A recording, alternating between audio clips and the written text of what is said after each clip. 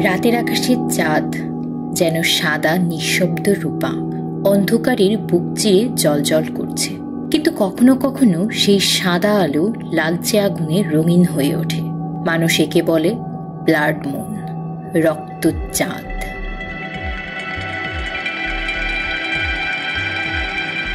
প্রাচীন সভ্যতাগুলো বিশ্বাস করত যখন চাঁদ রক্তবর্ণ হয় তখন আকাশের দ্বারে বাজতে থাকে বিপদের ঘণ্টা। এটা শুধু প্রকৃতির খেলা নয়, এটা দেবতাদের সতর্কবার্তা।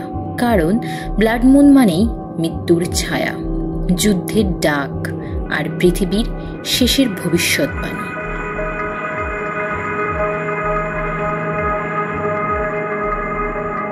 চাঁদ সবসময় মানুষের মনে রহস্য বুনেছে, কখনো প্রেমের প্রতীক হিসেবে, কখনো পাগলামির, আবার কখনো ভয়ঙ্কর অশুভ সংকেত হিসেবে।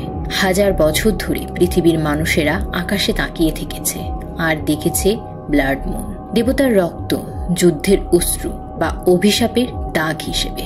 আজকের গল্প সেই ব্লাড মুন নিয়ে, যেখানে জড়িয়ে আছে মিশরীয় দেবতার তৃষ্ণা, নর্স দেবতাদের ভবিষ্যৎবাণী আর প্রাচীন সভ্যতার ভয় ও কল্পনা।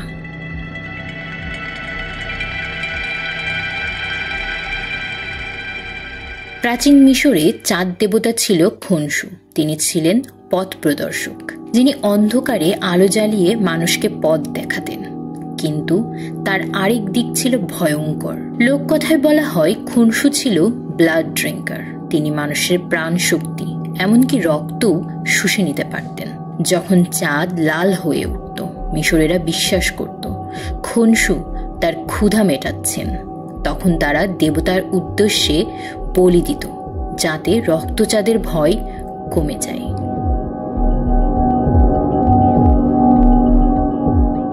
নর্স পুরাণে বলা হয় একসময় স্ক্যান্ডিনেভিয়ার মানুষ বিশ্বাস করত সূর্য আর চাঁদ কখনোই একা আকাশে ভেসে বেড়ায় না। তাদের পেছনে সবসময় ছুটে চলে দুই ভয়ঙ্কর নেকড়ে। একজনের নাম স্কোল, সে প্রতিদিন সূর্যকে তাড়া করে। আরেকজনের নাম হাতি, সে চাঁদকে শিকার করতে যায়। প্রতিদিন চাঁদ সূর্য তাই আকাশে দৌড়ায়, কারণ পেছনে ছুটছে এই দুই রাক্ষস নেকড়ে। মানুষ আকাশে সূর্যগ্রহণ বা চন্দ্রগ্রহণ দেখলে ভাবত নেকড়েরা তখন শিকার ধরতে পেরেছে। কিন্তু সবচেয়ে ভয়ঙ্কর ভবিষ্যৎবাণী হল র্যাগনারোক এর দিন, বিশ্বের শেষ যুদ্ধ। নেকড়ে হাতি অবশেষে চাঁদকে গিলে ফেলবে, চাঁদ ছিঁড়ে রক্ত ঝরবে আকাশে, আর সেই রক্তিম আলো ঢেকে দেবে পৃথিবী। সেই দিন শুরু হবে ধ্বংস আর পুনর্জন্মের নতুন সময়। তাই নর্স মিথে ব্লাড মুন মানেই এক সতর্ক বার্তা, অচিরেই আসছে পৃথিবীর শেষ। ব্যাবিলনের লোকেরা বিশ্বাস করত লাল চাঁদ মানে রাজা বিপদে পড়বেন।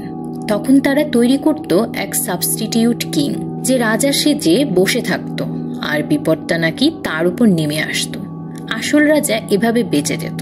মেসো আমেরিকান মিথে বলা হয় লাল চাঁদ মানে চাঁদ দেবীর রক্তক্ষরণ। তিনি রক্তাক্ত হলে যুদ্ধ, মহামারী আর মৃত্যু নেমে আসে। তখন মানুষ যুদ্ধকে দেবীর উৎসর্গ মনে করে আর রক্তপাতকে চাঁদের ক্ষুধা মেটানোর উপায় ভাবত। তাহলে দেখা যায় যেখানেই হোক, যে সভ্যতাই হোক, ব্লাড মুন মানেই অশুভ, ভয়ঙ্কর পরিবর্তনের প্রতীক। কারণ চাঁদ সবসময় ছিল রহস্যের প্রতীক, আর ব্লাড মুন হল সেই রহস্যের সবচেয়ে ভয়ঙ্কর মুখোশ।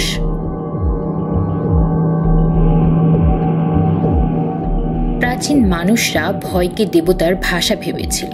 আকাশে যখন ব্লাড মুন উঠত, তারা মনে করত অপশক্তি ঘনিয়ে আসছে, সেজন্য দেবতারা সতর্ক করছেন। কিন্তু আসলে ব্লাড মুন হলো চাঁদের ওপর পৃথিবীর ছায়া, এটা কোনো দেবতার রক্তক্ষরণ নয়। তাহলে প্রশ্ন জাগে, প্রাচীনদের ভয় কি শুধুই কুসংস্কার ছিল? না, তাদের ভয় আমাদের শেখায় অন্ধকার যত গভীর হয়, কল্পনা তত ভয়ঙ্কর রূপ নেয়। কিন্তু ভয়কেই যদি প্রশ্ন করি, অনুসন্ধান করি, তাহলে সেই ভয় জ্ঞানের আলো হয়ে ওঠে।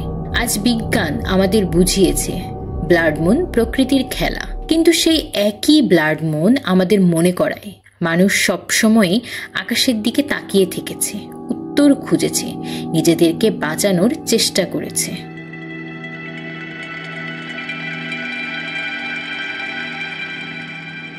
আমাদের জীবনেও ব্লাড মুনের মতো মুহূর্ত আসে, যখন সবকিছু লালচে অন্ধকারে ঢেকে যায়।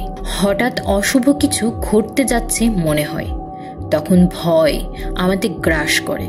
কিন্তু ঠিক যেমন প্রাচীনরা ব্লাড মুনকে দেবতার সংকেত ভাবত, আমরাও হয়তো সমস্যাকে অভিশাপ ভাবি। আসলে সেটাই আমাদের শেখায় নতুন পথ। ব্লাড মুন যদি ভয় দেখায়, তাহলে সূর্যোদয় আমাদের আশা দেখায়।